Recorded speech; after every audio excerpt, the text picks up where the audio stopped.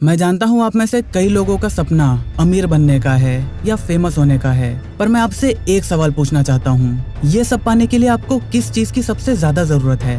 हो सकता है आपका जवाब होगा नॉलेज, फ्रेंड, फैमिली या दूसरी कोई जरूरी चीज, लेकिन पर्सनली मुझे लगता है कि आपकी हेल्थ आपके लिए सबसे ज्यादा जरूरी है और यही आपकी पहली प्रायोरिटी भी होनी चाहिए। क्योंकि किस काम का वो पैसा जब आप जिंदगी जी ही ना पाओ, और किस काम का वो पैसा और शोहरत जो एक दिन मौत के साथ खत्म हो जानी है। एक बार गौतम बुद्ध ने कहा था, every human being is an author of his own health and disease, यानी कि हर एक इंसान खुद उसकी सेहत और बीमारी का कारण होता है। यानी जैसी आपकी लाइफस्टाइल, आपका खाना पीना होगा, वही आपकी हेल्थ और आपकी बीमारियों को डिसाइड करेगा।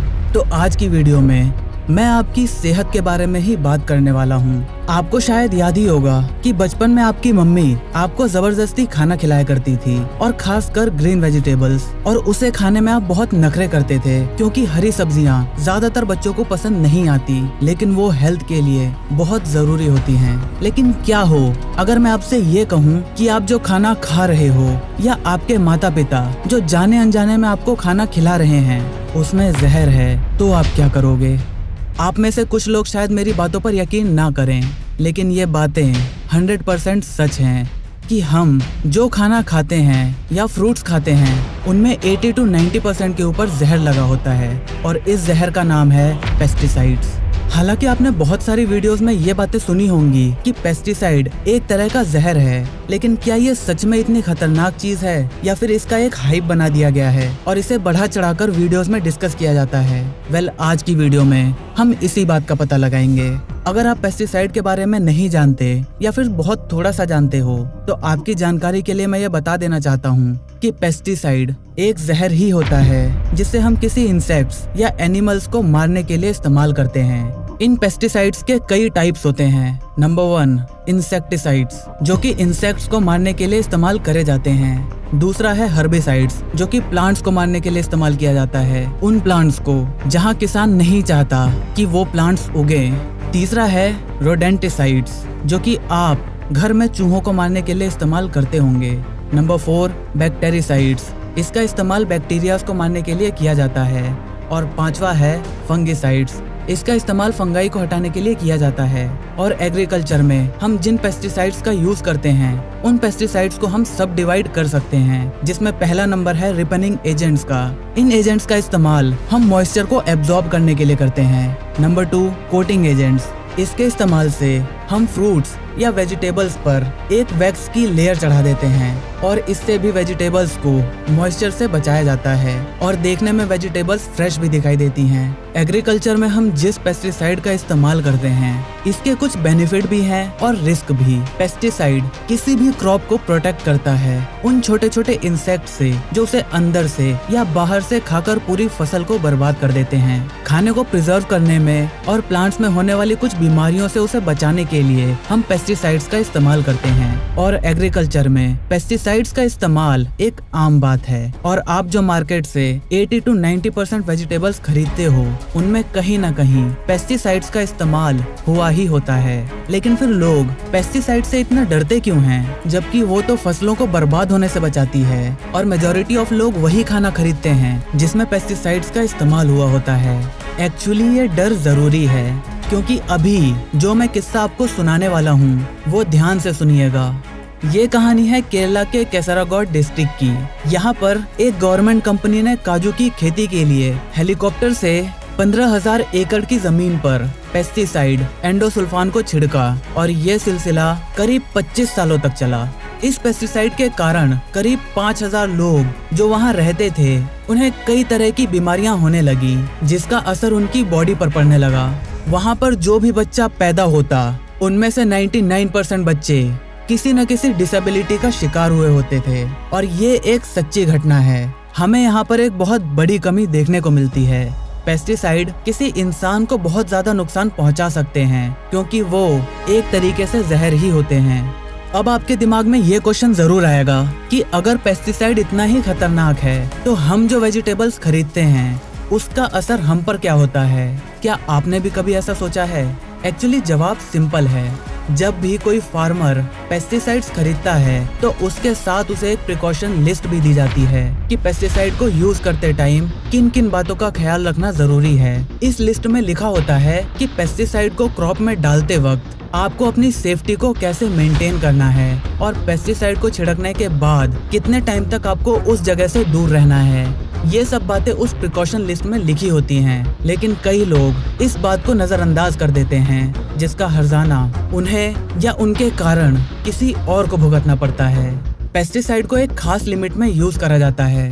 Persistence pesticide highly toxic pesticides की कैटेगरी में आते हैं। ये कभी भी डिकम्पोज नहीं होते, जिसके कारण ना कि ये सिर्फ प्लांट्स और ह्यूमंस के लिए खतरनाक हैं, बल्कि हमारे इन्वायरमेंट के लिए भी काफी नुकसानदेह हैं, क्योंकि ये बिल्कुल प्लास्टिक की तरह डिकम्पोज नहीं होते। और अगर ये डिकम्पोज हुए भी तो बैक्टीरिया और फंगाई के इस्तेमाल से इसे डिकम्पोज होने में हजारों से लाखों साल का वक्त लग सकता है, और हमारे पास इतना टाइम नहीं है।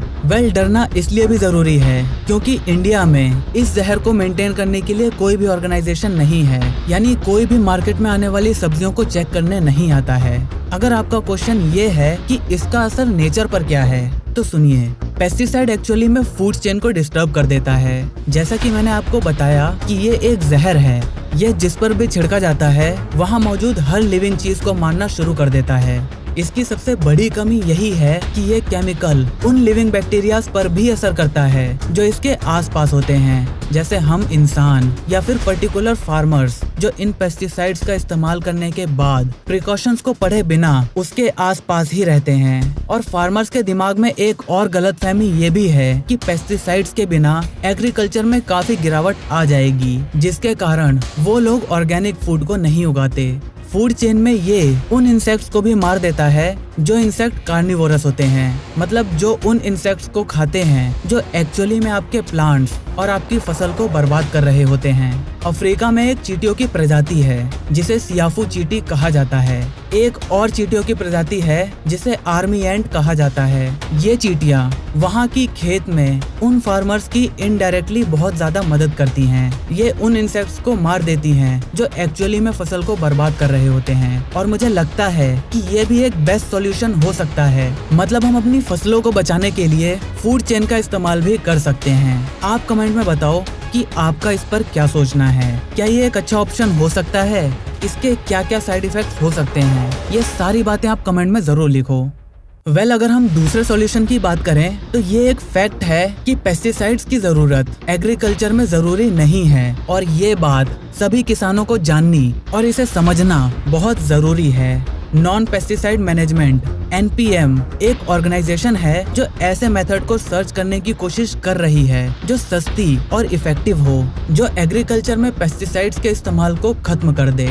किसानों के लिए एक सॉल्यूशन ये भी है कि मॉथ्स जो लाइट की तरफ अट्रैक्ट होते हैं, शायद आपने देखा भी होगा कि जब गाँव में रात के वक्त आप बाहर अगर बल्ब जलाते हो तो मॉथ्स और दूसरे कीड़े उसकी तरफ अट्रैक्ट होने लगते हैं। ये छोटे छोटे कीड़े एक स्पेशल खुशबू की तरफ भी अट्रैक्ट होते हैं। इसी प्रॉपर्टी का इस्तेमाल हम फर्मन ट्रैप में करते हैं। इससे इंसेक्ट को अट्रैक्ट करके उन्हें पकड़ लिया जाता है। अगर हम चाहें तो इसके कई प्रैक्टिकल सॉल्यूशन भी निकाले जा सकते हैं। जैसे सिक्किम में पेस्टिसाइड्स बैन हैं और वहाँ सभी लोग ऑर्गेनिक वेजिटेबल्स का ही इस्तेमाल करते हैं। अब सवाल ये आता है कि आप इस चीज से कैसे बच सकते हो, क्योंकि पेस्टिसाइड्स तो हर वेजिटेबल्स में मौजूद ही होंगे और हर कोई महंगी ऑर्गेनिक सब्जियां नहीं खरीद सकता। उसका एक अच्छा सॉल्यूशन ये है कि आप जब भी वेजिटेबल्स को अपने घर लाओ तो आप उसे 10 से 15 मिनट के लिए बेकिंग सोडा को पानी में मिलाकर उसमें डुबाकर रख दो। ज्यादा से ज्यादा वेजिटेबल्स की आउटर लेयर को निकाल कर खाओ, जैसे कि खीरा या दूसरी सब्जियां जिन पर छिलके होते हैं, उनके छिलकों को निकाल दो। हाँ, कुछ सब्जियों के छिलके फायदेमंद जरूर होते हैं, लेकिन इस केस में वो आपके लिए ज्यादा नुकसानदेह हैं। ग्रीन वेजिटेबल्स और अंडरग्राउंड वेजिटेबल्स, इनमें ज्यादा पेस्टिसाइड्स का इस्तेमाल नहीं होता। अगर आपको कहीं से ऑर्गेनिक फूड मिलता है तो आप उसे जरूर लो, अगर आप उसे खरीद सकते हो तो। अगर आप ऑर्गेनिक फूड की डिमांड करोगे तो ही जाकर आप ज्यादा चीजों को कंट्रोल में ला पाओगे।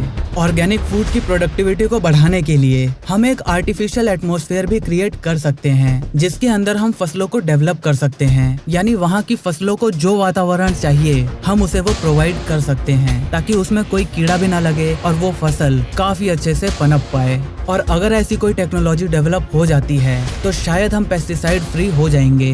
हम यही चाहते हैं कि आप पेस्टिसाइड फ्री खाना खाओ और अपनी हेल्थ का ध्यान रखो, क्योंकि आपकी हेल्थ सबसे ज्यादा इम्पोर्टेंट है दूसरी किसी भी चीज से।